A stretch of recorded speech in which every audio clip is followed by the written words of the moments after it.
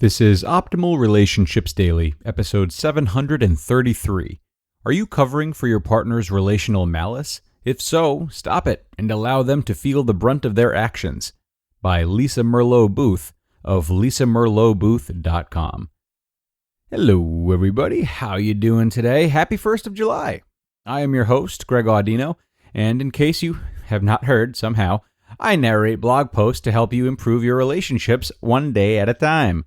And if you would like tips to optimize other areas in your life, including health and personal finance, be sure to check out our other shows in the Optimal Living Daily network. Just search for Optimal Living Daily wherever you are hearing this to find them, and prepare for the wonders that unfold.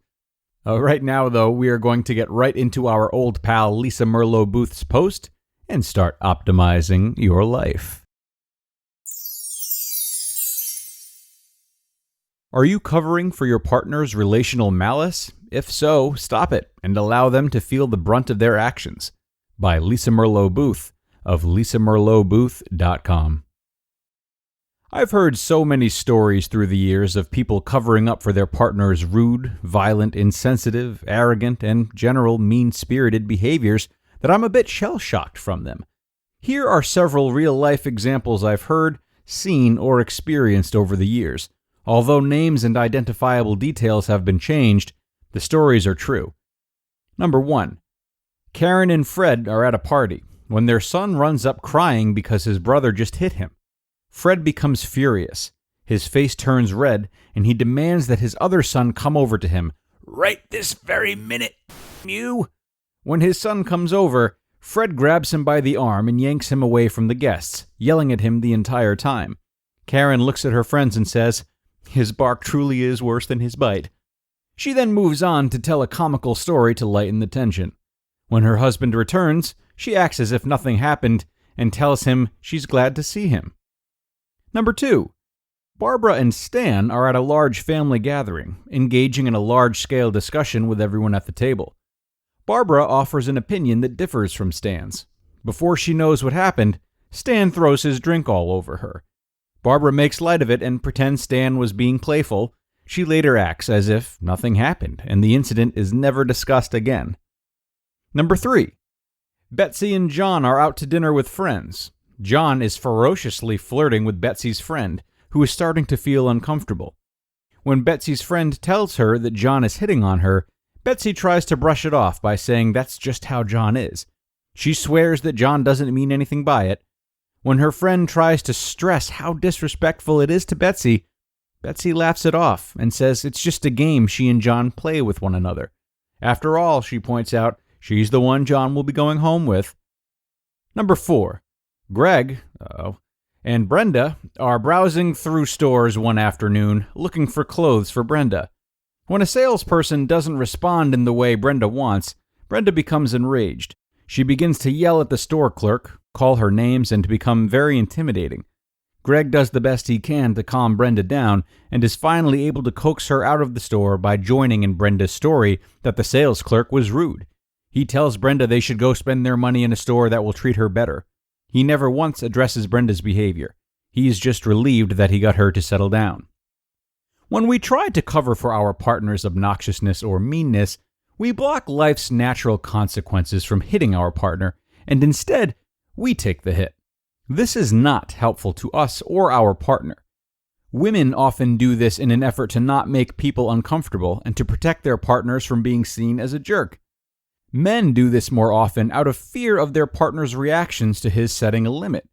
Either way, covering for someone else's poor behavior is toxic. It's toxic to you and your relationship. Trying to pretend that what our partner did wasn't really that bad leads others to feel pity for us. Those watching think to themselves, did you see how she was trying to protect him? Doesn't she have any self-respect? That's too bad. Covering up also gets our partner off the hook. If there are no consequences for being insensitive and mean, why would someone stop? When we block life's consequences, we block a significant tool for learning. If you dress up bad behavior, it doesn't look so bad. If you are working so hard to try to make your partner look like a great person, then why don't you try that hard ensuring that she or he is a great person? The best way to do that is to stop protecting them from the impact of their behavior. Allow them to feel the sting of their actions and stop protecting them or rescuing them from that sting. That's what got them here in the first place. If you want a loving relationship, you need to stop pretending that unloving actions are anything but unloving. Stop dressing up poor behaviors. Allow yourself and others to see them for what they are. Not protecting your partner from the impact of her or his actions is not about hurting your partner, it's about caring for you. Besides, your cover-up isn't fooling anyone. The world can tell the difference between a frog and a prince, no matter how you dress the frog up. Challenge. Allow your partner to feel the impact of her or his behaviors, regardless of how uncomfortable that makes others, your partner, or yourself. Sometimes we learn our greatest lessons through the most pain. Don't shield your partner from the pain their behavior causes. Allow them to sit in it and deal with the repercussions of it from you and others. You just listened to the post titled, "Are you covering for your partner's relational malice? If so, stop it and allow them to feel the brunt of their actions," by Lisa Merlo-Booth of lisamerlobooth.com. And thank you so much to Lisa. For a lot of us, we sometimes forget or perhaps get too afraid to indulge in the fact that learning lessons and punishments, etc., do not stop in childhood. It's easy to think that as someone ages, they'll develop the self-awareness to recognize and stop their bad behavior through sheer willpower. But depending on any number of factors, this is not true for a substantial amount of people. Be a parent to your loved ones in this way and let others be a parent to you for the times that you're maybe taking some liberties. Okay?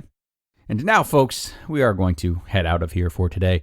Have a great first of the month, and remember to tune in tomorrow, where your optimal life awaits.